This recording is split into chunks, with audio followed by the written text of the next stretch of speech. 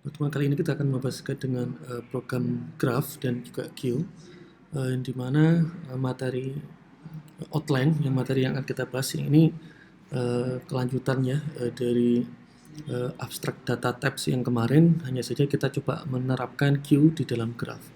Nah, outline-nya itu pertama terkait dengan queue, lalu ada enqueue dan dequeue sebagai operasi yang ada di dalam queue, lalu implementing graph. Lalu kita mencoba memperbaiki keterbatasan dari kode script implementasi graph yang akan dicontohkan pada pada pertemuan ini. Lalu nanti kita coba juga melakukan eksperimen mandiri ya ke dalam beberapa algoritma selain yang ada di dalam penggunaan queue. Mungkin menggunakan stack, lalu menggunakan beberapa algoritma source to spec untuk pencarian atau traversal graph dan sebagainya. Kita cari. Yang pertama berkaitan dengan queue. Jadi queue ini seperti konsep yang sudah kita bahas, dia memiliki konsep FIFO, ya, first in first out. Lalu juga selain queue, kalau yang kemarin kita ada materi tentang stack, yaitu menggunakan konsep LIFO, last in first out.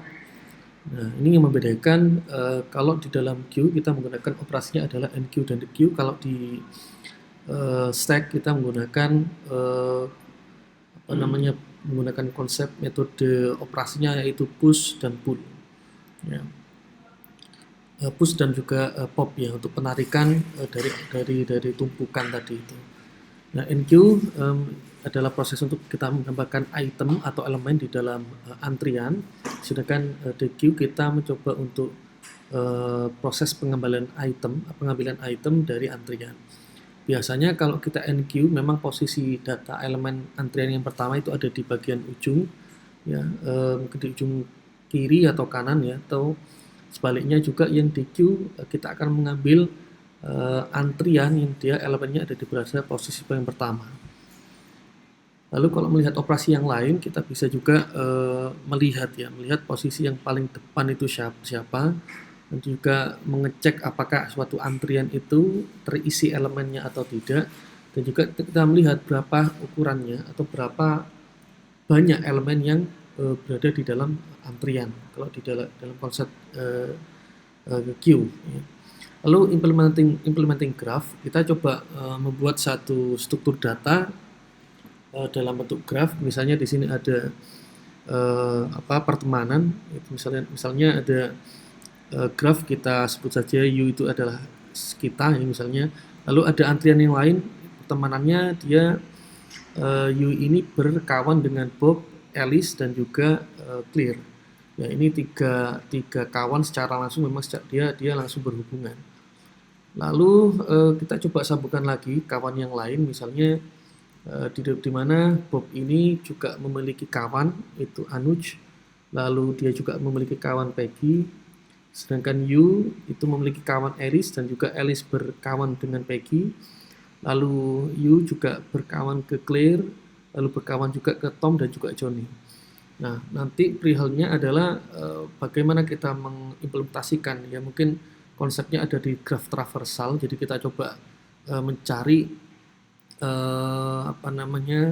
misalnya nih kita mencari elemen atau nama kawan yang akhirannya itu misalnya dengan karakter Y misalnya. Nah, di sini ada Johnny dan juga Peggy. Nah, bagaimana nanti algoritma tadi mampu mencari kawan yang memang namanya berakhiran Y. Namun yang dicari adalah yang paling terdekat. Nah, ini adalah salah satu contoh di Python bagaimana kita mengimplementasikan graph ya.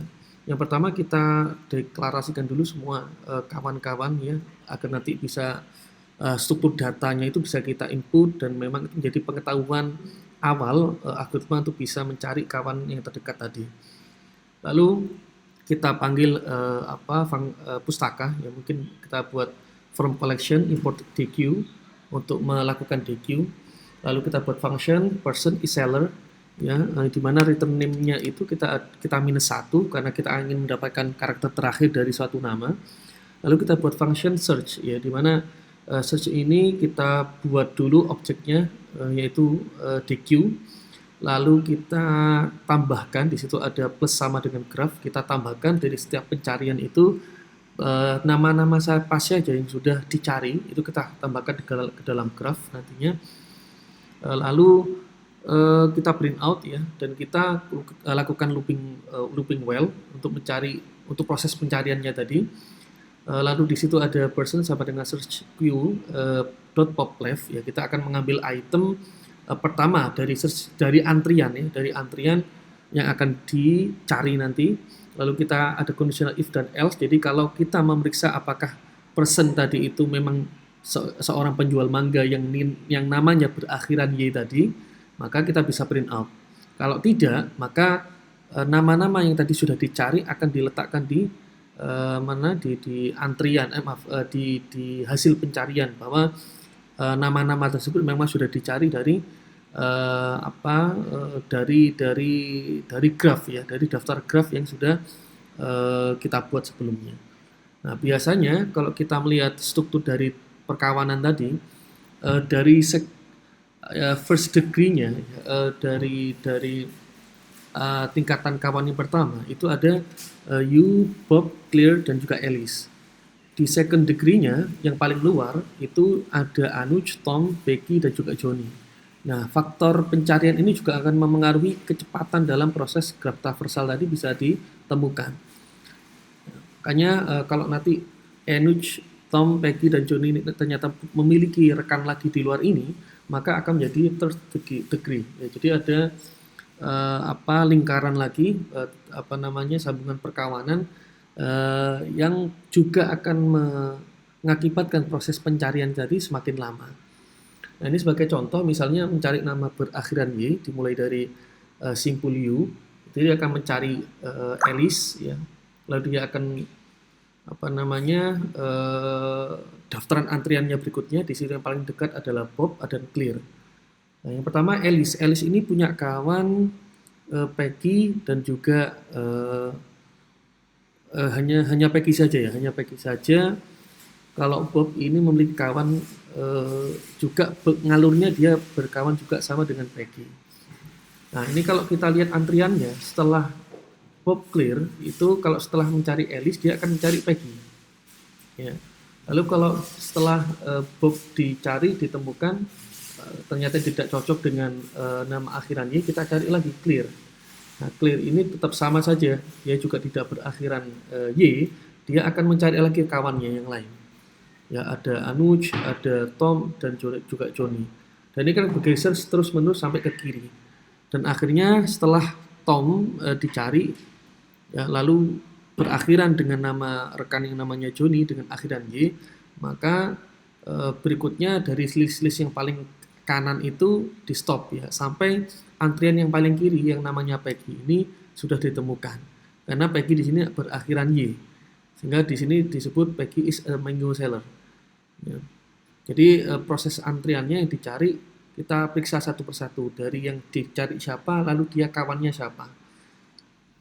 Oke, nah itu berkaitan dengan implemented graph menggunakan queue. Dan ini gambaran dari step by step ya, proses pencarian tadi mulai current search queue sampai proses pencarian sampai akhir. Namun dari hasil pencarian tadi Alice dan Bob itu memiliki teman yang sama. Ya, Alice dan Bob memiliki teman yang sama, yaitu Peggy. Nah, di sini proses pencariannya Peggy dicek sebanyak 2 kali. Nah, ini tentunya kurang efisien, sehingga kita perlu mengimprove algoritmanya ini agar person yang sudah dicari itu tidak perlu dicek lagi karena namanya sudah ada. Nah, kita bisa tambahkan beberapa kode baris berikut ya. Kita buat saja suatu variable list ya, dengan kita namakan search. Lalu di bagian condition if else-nya tadi kita buat checking ya.